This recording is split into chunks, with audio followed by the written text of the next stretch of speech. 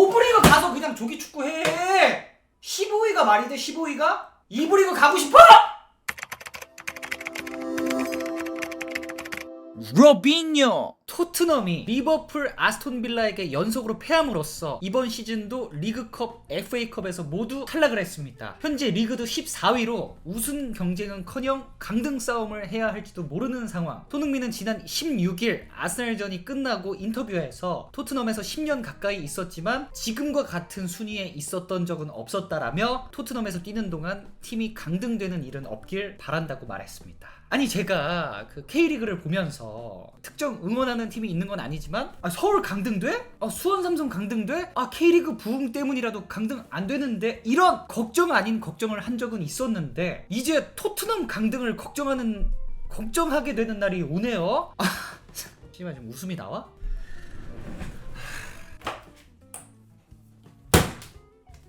야 다 왔어?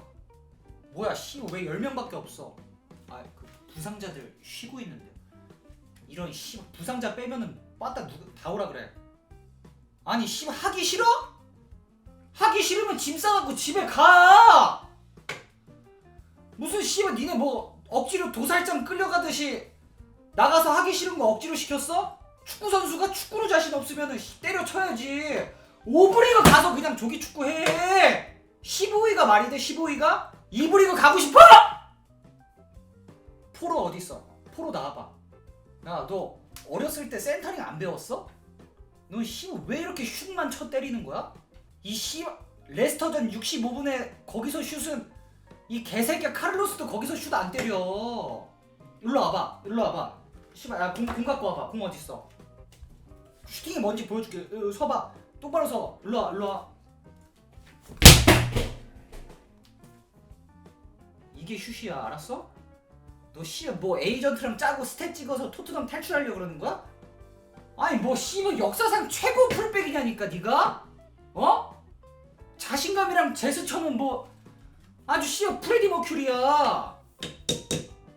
아니 뭐 너 뭐 이번에 유로 우승이라도 하고 왔어?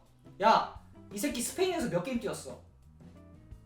그 유로 그 나바스한테 밀려서 포로 못 갔는데요? 이런 야 나바스? 늙은 나바스? 이런 씨. 야 너 이제 슈팅 때리지 말았어? 골키퍼랑 1대1라도 뒤로 빼. 아니 씨발. 야 근데 선수가 왜 이렇게 없냐? 다 왔어? 다 온 거 맞아? 솔로몬 이 새끼는 어디 갔어? 솔로몬 이 새끼 어디 갔어요? 나 한 번을 못 봤네? 임대 갔어? 어디로? 에휴 씨발. 양민혁도 임대 보냈고 다 임대 보냈고 뭐 주방에 고기 납품하는 아저씨 들어와서 뛰신대? 아니 이 새끼들은 니네가 뭔데 K리그 운운하면서 양민혁 임대를 보내. 무슨 자신감으로. 니네 토트넘이. 니네 이 새끼들 맨유전까지 휴게실 쓰지마 알았어? 토트넘은 이번 시즌 23경기까지 승점 단 24점만을 따내며 리그 15위로 0809 해리 레드냅 시절 이후로 17년 만에 리그 최악의 성적을 기록했습니다. 보니까 최근 20년간 토트넘 최악의 리그 순위는 07-08 시즌에 11위로 마무리한 게 최악의 순위네요. 이번 시즌 토트넘은 11위를 할 수 있을까요? 저도 이제 처음 포스테코글루의 토트넘 축구를 봤을 때 그 어느 때 토트넘 축구보다 재밌었고 기대가 되었던 건 사실이에요. 자 보세요. 이렇게 딱 센터백 사이에 비카리오가 이렇게 딱 빌드업을 센터백 사이에 비카리오가 낍니다. 이렇게. 그리고 양쪽 풀백들은 이렇게 안으로 들어가면서 사이드에는 이 사이드 윙들만 아무도 없어. 일단 사이드 윙 한 명으로만 풀백도 여기까지 올라갔죠. 한 명으로만 사이드 윙들은 볼을 받고 사이드 윙보다 더 그 낮은 위치에서 볼을 받아야 될 때는 이 풀백들이 볼을 받으러 오는 게 아닌 이렇게 메디슨이나 사르가 이렇게 와서 볼을 받습니다. 그리고 비수마가 중앙에 딱 이렇게 받쳐주고 그래서 이렇게 해서 이제 풀어 나와서 공격할 때 이제 라인 다 같이 올려서 풀백도 여기 있어. 윙들 여기 벌려 있고 막 이제 여기 있겠지 막 이렇게 있겠지 막 이렇게 막 섞여 있겠죠. 그리고 여기 있고 반더벤이랑 로메로 여기까지 올라와. 얘 누구야? 8번 비수마. 비수마인데 사르 막 이렇게 막 침투도 하고 막 이렇게 막 여기서 다 같이 놀아. 여기서. 그리고 뺏기면 이제 풀백 막 여기까지 내려와. 막 다시 내려와. 이렇게 내려와. 다 내려와. 막 이렇게 내려와. 물론 라인이 높아서 이제 전체적으로 많이 뛰어야 하고, 특히 윙백들이 비교적 많이 올라가기 때문에 더 많은 거리를 커버해야 하고, 이제 미드필더들은 조금 더 밑으로 내려가서 막 여기서 막 볼을 받을 경우도 있고, 그리고 공격은 결국 어디서 해요? 막 여기서 하잖아. 공격을 사르 막 여기까지 침투하고, 메디슨도 막 일로 침투하고, 이렇게 정말 왔다 갔다 하는 거리가 유독 길지만 그래도 이 전술로 리버풀을 이기고 아스날 맨시티 상대로 운영 가서 거의 잡을 뻔한 모습을 첫 시즌 딱 초반에 보여줬을 때, 우와, 이 전술 신선하다, 이 축구 재밌다, 그리고 좋다 라는 생각을 했었는데, 뭐 언제부턴가 반더벤이 쓰러져, 메디슨도 아프대, 사르도 아파, 우도기도 눕네. 그러더니 비수마는 뭐 해피벌룬인가 그거 해서 못 나온대. 로메로는 분노 조절 장애로 막 엔조 발목 부실라다가 퇴장당해서 출전 정지야. 그리고 돌아오나 했더니 자기도 아프대. 이러면서 로얄이 나오고 벤탄쿠르가 나오고 스킵하고 로셀소가 나오고, 이건 뭐 아니 영양실조 아니야? 이렇게 걱정되는 브라이언 힐 나오고 하면서 후반기로 갈수록 점점 정신을 못 차리더니 지금까지 막 걷잡을 수 없이 떨어져. 뭐야 이거? 이번 시즌 토트넘이 무너진 가장 확실한 이유 첫 번째는 선수들의 부상일 텐데, 이번 시즌 16명 이상의 선수가 부상을 입었고, 이로 인해 112번 이상의 리그 경기를 놓쳤습니다. 특히 지난 시즌 핵심이었던 로메로와 반더벤은 21번 이상의 리그 경기를 놓쳤는데, 지난달 22일 토트넘은 이번 시즌 리그에서 가장 압박이 뛰어난 팀으로 상대로부터 가장 많은 턴오버를 이끌어낸 걸로 밝혀졌습니다. 그 과정에서 토트넘 선수들은 22경기 기준 약 2470km 가량을 달렸고, 커버 거리도 1위, 스프린트 횟수도 3915회로 리그에서 가장 많은 횟수를 기록했습니다. 이 과정에서 7명의 선수가 허벅지, 즉 배태사두, 사타구니, 햄스트링 근육 부상을 입었고, 손흥민 선수도 허벅지 부상으로 3주 정도 결장을 했었죠. 그리고 이번에 드라구신마저 십자인대 파열 부상을 당했습니다. 이 허벅지 쪽은 어찌 보면 당연하고, 이 십자인대 파열도 피로도를 무시할 수 있는 부상은 절대 아니죠. 정말 풀핏의 메디슨, 사르, 비수마, 그리고 토트넘 공격 시 영락 없는 미드필더인 포로, 우도기, 이 5명이 진짜 모두 최고의 컨디션으로 뛰었을 때는 그래도 해볼만 했지. 리버풀, 맨시티, 아스날 상대로 대등한 경기를 치렀을 정도로 리그 어떤 선수들에게도 결코 밀리지 않는 키핑력들을 가지고 있는 선수들이란 말이에요. 얘네도 한땐 잘했어, 뛸 수 있었을 때는. 근데 이 선수들 중에 정말 한 명이라도 빵꾸가 나면 백업 선수들은 아무래도 주전 선수들만큼 키핑 앤 전진은 어려우니까 이 소유를 많이 하는 포스테코의 플랜 A가 가동이 안 되는 게 바로바로 티가 났었단 말이죠. 그럼 좀 선수에 맞게, 상대에 맞게 좀 전술을 바꿔가면서 변화를 줄 필요가 있었는데, 그 어떤 선수가 대체돼서 들어가든 선수의 장단점 다 무시하고 포스테코 전술은 똑같아. 다른 게 없어.